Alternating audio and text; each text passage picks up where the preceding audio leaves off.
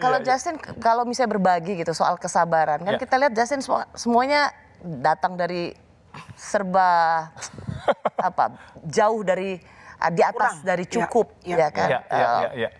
Rasanya gampang lah khotbah. Iya. Dia karena tajir, Bu. Iya, you gitu always kan? been good. Kamu pasti nggak pernah ngerasain kan pakai sabun batangan jatuh terus dirapin lagi kena rambutnya diambil dulu terus supaya busanya tambahin air, kamu nggak ngerasain masalah itu kan? Tapi pasti ada battle-nya sendiri. Emang lu pernah? Nah, zaman dulu kan. gitu ya? Susah ya kan. Bapak kita mau nganter ke Trisakti, kita disuruh naik bus yang yang dua gandengan gitu ya kan.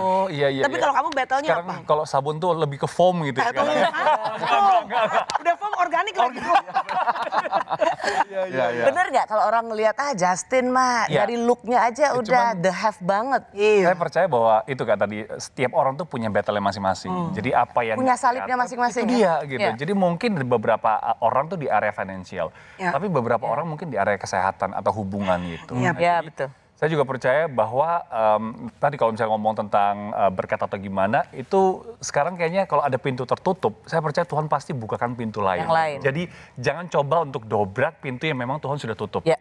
Coba untuk cari Tuhan pasti berikan berkat lain. Jadi contoh kalau misalnya ada yang sakit, pasti nggak mungkin seperti Ayub, nggak mungkin udah sakit ini apa semua, enggak. Manusia mungkin nggak sekuat itu gitu. Jadi pasti saya percaya kalau misalnya ada satu mungkin di area finansial, pasti di area kesehatan dia kuat itu. Nah kalau aku, kebetulan sekarang proses aku di area anak, Kak.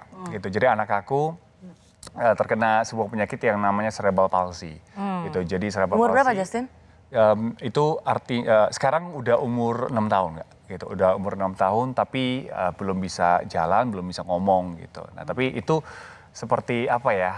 Itu hal yang saya embrace karena saya mengasihi anak saya dan saya tahu Tuhan pun mengasihi anak saya lebih daripada saya mengasihi dia. Jadi saya spend di awal tahun pernikahan saya dan anak ini dengan khawatir gitu. Tapi sekarang saya percaya bahwa Tuhan nyiptain, Tuhan pasti yang provide. Tadi saya bilang gitu. Jadi kalau Tuhan yang begitu penyayang saja, apalagi apalah kita ini. Mungkin kita kalau misalnya ngeliat Shane itu, kalau Shane nangis dan kita nggak ngerti dia nangis kenapa, saya aja begitu pedih hatinya, apalagi Bapak di surga. Saya percaya bahwa Tuhan pasti punya rencana yang indah. Amin.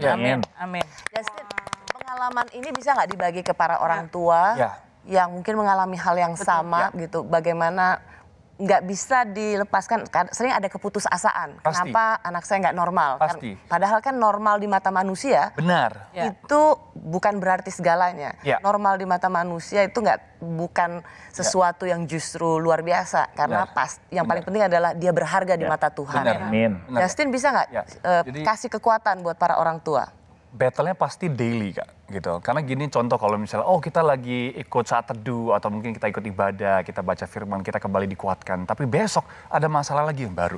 Jadi untuk orang tua yang punya anak yang spesial itu memang battle-nya itu setiap hari itu. Dan saya percaya yang satu yang kita nggak boleh hilang yaitu pengharapan. Amin. Itu yang paling kita harus jaga gitu. Karena detik dimana kita sudah nggak lagi berharap sama Tuhan, detik itu kita pasti jatuh gitu. Jadi jatuh bangun itu biasa, tapi saya selalu latih diri saya untuk beriman, enggak, Tuhan pasti take care, Tuhan pasti protect gitu. Kenapa? Karena kita sebagai anak Tuhan, saya percaya juga pengharapan itu nggak pernah sia-sia gitu. Jadi saya nggak lagi berharap pada kekuatan saya, pada mungkin karir saya atau orang tua atau siapa, tapi saya berharap sama Tuhan. Karena cuma Tuhan yang bisa tolong gitu. Yang siapa lagi, Kak? Bahkan dokter sudah angkat tangan. Medis pun medis berkata there's no magic pill. Nggak ada operasi, nggak ada obat yang bisa menyembuhkan anak ini. Bahkan saya disuruh sama tim medis, dibilang ya Bapak siap-siap saja, mungkin sampai Bapak meninggal ya Bapak akan taruh kursi roda terus gitu.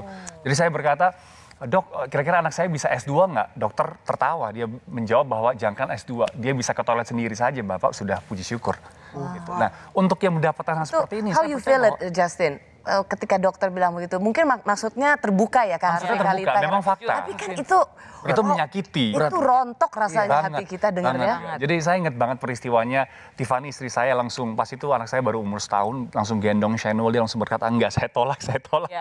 Tolak dalam nama Yesus, dia tolak gitu. Tapi saya mungkin lebih logika, saya berkata, oke, kalau gitu apa yang kita bisa lakukan itu. Jadi mungkin di sini ya, makanya untuk orang tua seperti itu harus kompak, suami istri itu harus kompak, Kak. Nggak boleh yang satu ini, yang atau menyalahkan tuh nggak boleh gitu. Jadi bayangkan kita bersatu saja, ini masih berat tuh. Apalagi kalau kita berpisah gitu. Jadi harus penting banget itu seia sekata, bersatu hati, yang doa sepakat itu penting sekali. Nah saya lakukan sama Tiffany, saya berkata oke, kalau kamu mungkin kamu tolak itu semua, tapi kalau saya berkata apa yang saya bisa lakukan. Jadi stop bertanya kenapa, kenapa ini terjadi. Tuhan kok nggak fair apa enggak. Tapi sekarang bertanya oke Tuhan ini sudah kejadian, now what can I do? Apa yang saya bisa lakukan next untuk Shenua lebih baik ke depannya. Itu yang saya lakukan.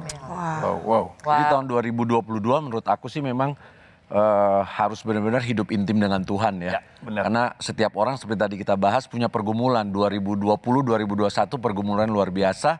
2022 pasti pergumulannya lebih lagi. Jadi andalkan Tuhan dalam setiap perkara dalam hidup kita.